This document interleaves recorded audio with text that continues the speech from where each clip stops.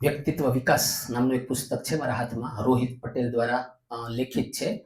આમ તો personality development એક એવો વિષય કે જેના ઉપર અત્યારે બહુ બધી ચર્ચાઓ થાય પણ કદાચ કામ નથી થતું. પુસ્તકમાં જે વાત કરી છે એમાં એવું ખાસ કહેલું છે કે એક સારું વ્યક્તિત્વનો વિકાસ કરવો હોય તેના માટે બે વસ્તુની જરૂર પડે, એક ડ્રેસ અને એક address.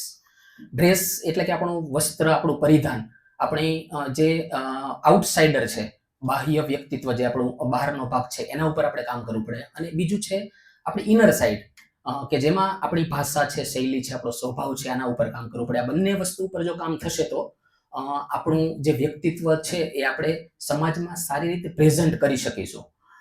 Gandhiji, Albert Einstein, Rajnikant જેવા કેટલાક લોકો એવા છે કે જેનો ડ્રેસ જરાય સારો નહોતો, પણ એમનું એડ્રેસ, એની ઇનર સાઇડ એટલી બધી જબરજસ્ત હતી કે તેઓ દેશ દુનિયામાં નામ કરી શક્યા. પણ બધા લોકો એટલા લકી હોતા નથી. એટલે એક સામાન્ય વ્યક્તિએ ડ્રેસ અને એડ્રેસ આ બંને વસ્તુ ઉપર પોઝિટિવ કામ કરી અને સમાજમાં એ પોતાનું સારું એવું સ્થાન જમાવી શકે છે. જો ડ્રેસમાં થોડી ઘણી ખામી હશે ક્યાંક, તો એડ્રેસ સારું હશે તો એ વળતર રૂપે ચૂકવાઈ જશે. પણ જો તમારું એડ્રેસ ખરાબ છે તો ડ્રેસ શૂન્ય થઈ જશે. આ વાત નક્કી છે. સરોવરની અંદર પાણી ભરેલું હોય, એક સરસ વાત આમાં છે કે સરોવરમાં જો પાણી ભરેલું હોય તો એ પાણીને હું સીધું સેલ કે વેચાણ ન કરી શકું, પણ આ પાણીને લઈ અને એને પ્યોરિફાઈડ કરું, એને બોટલમાં ભરું, એને થોડું ઠંડુ કરું, થોડી પબ્લિસિટી કરું તો આ પાણી છે 20 રૂપિયા પ્રતિ લીટરના ભાવે વેચી શકું.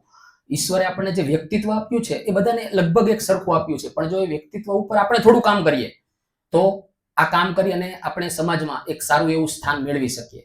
મંદિરો છે એની અંદર એમ સમજીએ કે જઈએ એટલે આપણને શાંતિનો અનુભવ થાય. હોસ્પિટલોમાં જઈએ તો એક નેગેટિવ ફિલિંગ આવે. આવી લાઇબ્રેરીઓ અને આવા સંમેલનોમાં આપણને પોઝિટિવ એનર્જીનું ફિલિંગ થાય. પણ દોસ્તો, આપણે વ્યક્તિ તરીકે આપણે પોતે પણ એક પ્લેસ, એક જગ્યા છીએ કે જેની વિઝિટ ઘણા બધા લોકો દિવસ દરમિયાન કરતા હોય. તો આપણું વ્યક્તિત્વ જો આપણે સારી રીતે બહાર લાવશું તો જે લોકો આપણે વિઝિટ કરે છે રોજ, એ લોકો એક પોઝિટિવ એનર્જી લઈને જશે. એક સરસ નાનકડી વાત કહીને મારી વાત પૂરી કરું છું. बुरा जो देखन में चला बुरा न मिलिया कोई, बुरा जो देखन में चला बुरा न मिलिया कोई, जो दिल खोजा આપણા તો મુझसे बुरा न कोई. આ પ્રકૃતિ જે છે એ ઈશ્વરે રચેલી છે, એમાં ખામી હોય જ ન શકે.